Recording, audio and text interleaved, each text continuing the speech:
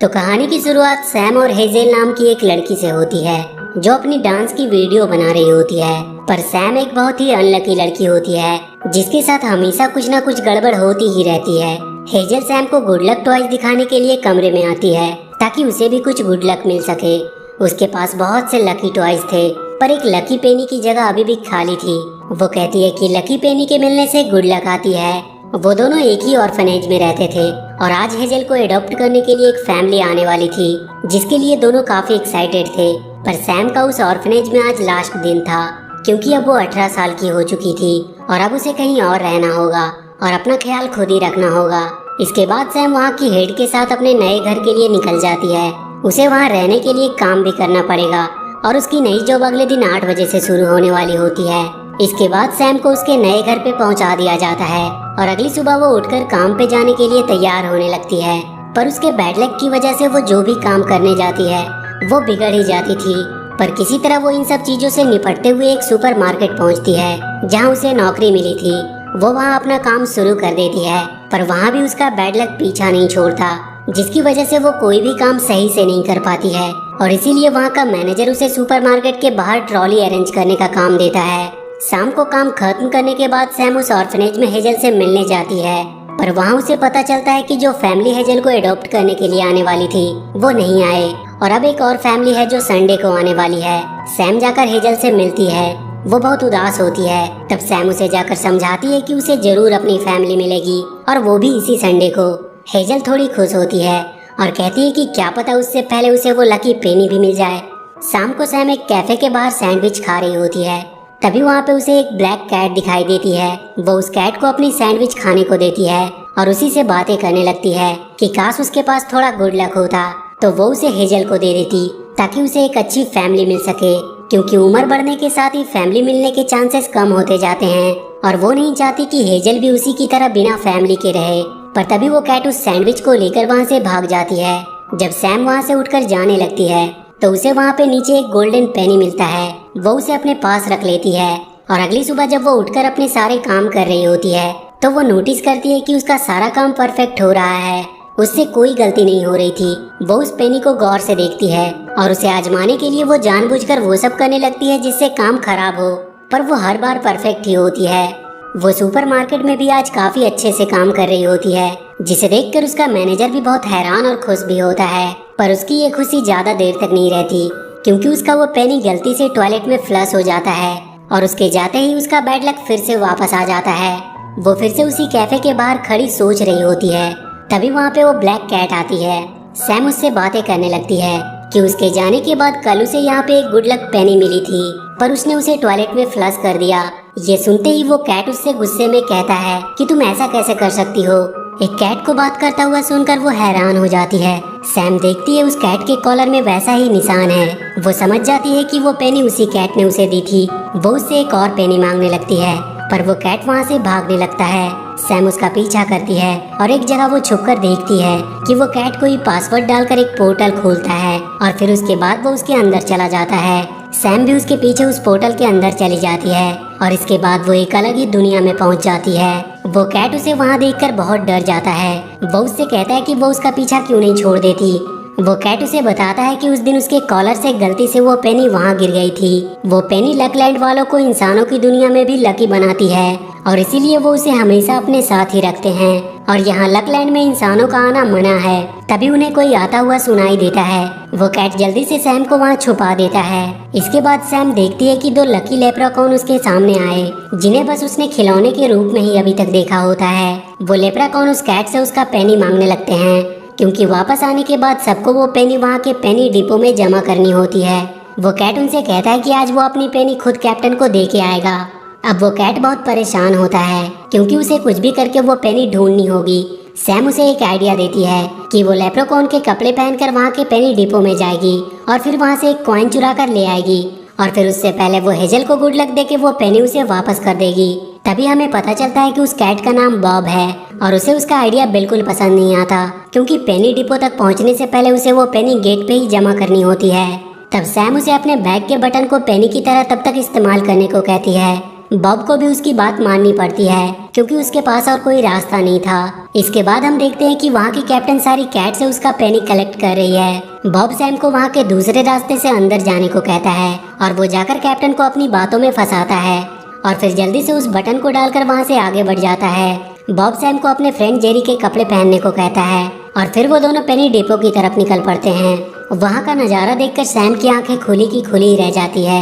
वहाँ से आगे बढ़ने के बाद वो जेरी से मिलते हैं। बॉब जेरी को सैम से मिलवाता है और वो जेरी को कहता है कि सैम का यहाँ पे आज पहला दिन है और वो उसे वहाँ के पेनी डिपो में ले जाने को कहता है क्योंकि वहाँ पे जाना सिर्फ लेप्रेकॉन को ही अलाउ था। सैम जेरी के साथ वहाँ अंदर चली जाती है जहाँ पे वो सारे लेप्रेकॉन के साथ मिलकर पेनी पॉलिश करने का काम करने लगती है। पर उसी दौरान उसके हाथ में वही बटन आ जाता है और उसी वजह से सब कुछ गड़बड़ हो जाता है। सबको वहाँ से बाहर निकाल दिया जाता है। वहाँ से बाहर आने के बाद सैम जेरी को अपनी सारी सच्चाई बता देती है कि वो कोई लेप्रेकॉन नहीं है बल्कि वो एक इंसान है जो यहाँ पेनी की तलाश में आई है। उसकी बात सुनकर जेरी बहुत डर जाता है। वो बॉब से कहता है कि तुम्हें पता है ना कि अगर कैप्टन को ये बात पता चली तो वो उन दोनों को बैड लक लैंड भेज देगा जो कि ठीक इसके नीचे है। तभी वहाँ पे बैड लक को सर्च करने के लिए रैबिट्स की फौज आती है। इसके बाद जेरी सैम को बताता है कि पहले जब कभी भी कोई पेनी गुम हो जाती थी तो वो बनी ड्रोन की मदद से उसे ढूंढ कर लाते थे, पर उसे बहुत समय से इस्तेमाल नहीं किया गया है। इसीलिए उसे चार्ज करने के लिए सबसे पहले उन्हें एक गोल्डन क्रिस्टल की जरूरत होगी जो कि ऊपर के फ्लोर में है। जेरी सैम से कहता है कि वो जाकर बनी ड्रोन को ले आएगा और वो दोनों कंट्रोल रूम में जाकर उसे ऑपरेट करने का कोई तरीका निकाले। इसके बाद वो तीनों अपने मिशन पे निकल जाते हैं और वो तीनों वहाँ के रिसर्च सेंटर में पहुँचते हैं जहाँ पे गुड लक बनाया जाता था। इसके बाद वो लोग वहाँ पहुँचते हैं जहाँ पे पिग मास्टर क्रिस्टल बनाने वाले थे। तभी वहाँ पे एक ड्रैगन आती है जो लकलैंड की हेड होती है। वो बैड लक को बहुत ही जल्द सूंघ लेती थी और इसके बाद सारे पिग्स मिलकर क्रिस्टल बनाने लगते हैं और वो तीनों एक क्रिस्टल चुराने की कोशिश करने लगते हैं और बॉब की मदद से वो एक क्रिस्टल चुरा लेते हैं जिसे लेकर जेरी बनी ड्रोन को निकालने के लिए निकल जाता है। वहाँ सैम को बॉब एक मशीन दिखाता है जिसे रैंडमाइजर कहा जाता था, जिसमें उन सारे क्रिस्टल को डाला जाता है और फिर वो मशीन उन क्रिस्टल को तोड़कर उससे गुड लक निकालते हैं। उस मशीन में 2 स्टोन भी लगे होते हैं जिनमें से एक ऊपर से गुड लक को खींचता है और एक नीचे से बैड लक को, और फिर वो उन्हें मिक्स करके लक लाइन के थ्रू इंसानों के पास भेज देते हैं। जेरी तब तक बनी ड्रोन के पास पहुंच चुका था और अब बॉब वहाँ के कंट्रोल रूम में जाके उसे कंट्रोल करने का तरीका ढूंढता है। सैम देखती है वहाँ से वो पूरी दुनिया पे नजर रख रहे होते हैं। बॉब वहाँ के एक बनी का ध्यान भटकाते हुए उसका कंप्यूटर ले लेता है और जॉय स्टिक की मदद से बनी को कंट्रोल करने लगता है और उसे पोर्टल की मदद से इंसानों की दुनिया में पहुँचा देता है और बहुत जल्द वो उस पेनी को लोकेट भी कर लेता है और वो बनी उस पेनी को हासिल कर लेता है और फिर वो होम बटन दबाकर वहाँ से बाहर आ जाता है। तभी वहाँ पे कैप्टन का एक अनाउंसमेंट होता है कि उसे पेनी की जगह एक बटन मिला है और उन्हें 3 कैट्स पे शक है जिसमें से एक बॉब भी होता है। तभी हम देखते हैं कि वो बनी जो पेनी लेकर आया होता है वो बहुत गंदा होता है और इसीलिए वो वहाँ के डिस्पोजल वैक्यूम में चला जाता है। अब उसे ढूंढने के लिए उन्हें गुड लक और बैड लक लैंड के बीच में जाना होगा क्योंकि वहीं पे सारा कचरा इकट्ठा होता है। वो दोनों एक लिफ्ट में बैठकर वहाँ जाने लगते हैं, पर सैम गलती से कोई और ही बटन दबा देती है और वो दोनों बैड लक लैंड में जाने लगते हैं और नीचे पहुंचते ही सैम लिफ्ट से बाहर गिर जाती है और वहीं फंस जाती है। बॉब उसे वहां से निकलने का एक रास्ता बताता है और वो लिफ्ट वहां से चली जाती है। सैम को वहां पे कुछ मॉन्स्टर मिलते हैं जिनसे बचते हुए वो बॉब के बताए रास्ते को ढूंढने लगती है। वहाँ सारी चीजें अजीब तरीके से हो रही थी, कोई भी चीज अपने तरीके से काम नहीं कर रहा होता है, पर किसी तरह उसे वो रास्ता मिल जाता है जिसके थ्रू होते हुए वो बॉब के पास पहुंचती है।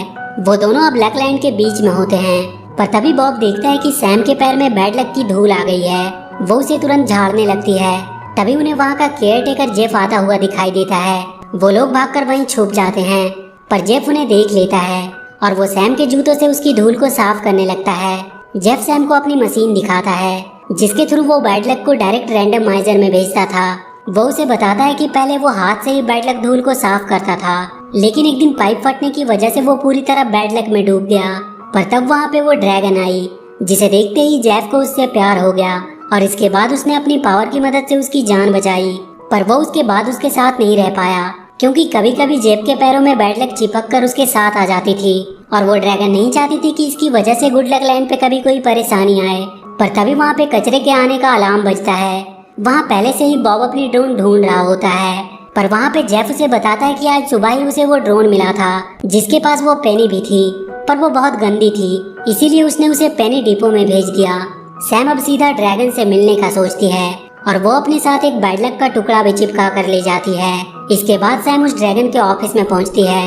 वो ड्रैगन सैम के पास के बैड लक को सूंघ लेती है और तुरंत उन रैबिट्स को आवाज देती है। वो तुरंत आकर सैम के पैरों के नीचे से वो बैड लक लेके जाते हैं। वो ड्रैगन इसके बाद सैम को एक लकी पेनी देती है और कुछ दिन उसे अपने पास रखने को कहती है, जिससे उसका गुड लक लौट के वापस आ जाएगा। सैम उस पेनी को लेकर वहाँ से निकल जाती है, पर तभी वो देखती है कि कैप्टन ने बॉब को पकड़ लिया है, क्योंकि उस बटन पे उसे बॉब के हाथ के निशान मिले थे।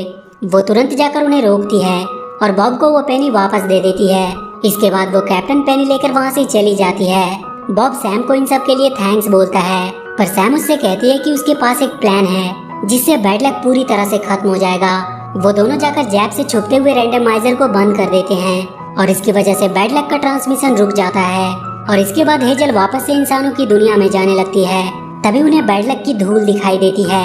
वो दोनों जल्दी से रैंडमाइजर के पास पहुंचते हैं। जेफ की मशीन ओवरलोडिंग की वजह से फट चुकी थी और उसकी वजह से गुड लक लैंड भी अब पूरी तरह से बैड लक लैंड में बदल चुका था और अब सिर्फ बैड लक ही वहाँ से बाहर जाने लगते हैं। वो ड्रैगन भागते हुए रैंडमाइजर के पास पहुँचती है और वो देखती है कि उनका गुड लक स्टोन भी खत्म हो चुका है और रैंडमाइजर अचानक से बंद हो जाता है और उनका लक लाइन भी टूट जाता है। सैम ड्रैगन से कहती है कि उसे वापस घर जाना है और तब सबको पता चलता है कि सैम एक इंसान है, तो वो सब उस पर बहुत गुस्सा करते हैं और उसे इन सब के लिए जिम्मेदार मानते हैं। सारे लोग उदास होकर वहाँ से चले जाते हैं। सैम बैठकर रोने लगती है क्योंकि उसी की वजह से सब कुछ खत्म हो चुका था, पर बॉब उसे समझाता है कि तुम एक अच्छी इंसान हो जो हमेशा दूसरों की भलाई के बारे में ही सोचती है और आज भी वो अपनी दोस्त हेजल के लिए वो पेनी पाना चाहती है, ना कि खुद के लिए। तभी सैम को याद आता है कि उसने बैड लक लैंड में कहीं पे एक जगह गुड लक को देखा था। वो दोनों फिर से बैड लक लैंड में पहुंचते हैं। वो दोनों वहाँ के एक जूस सेंटर में जाते हैं जहाँ उन्हें कुछ रूट्स और गॉबलिन मिलते हैं। वहाँ का हेड रूटी उन्हें गुड लक का एक बॉक्स देता है जो उन्हें बहुत पहले मिला था।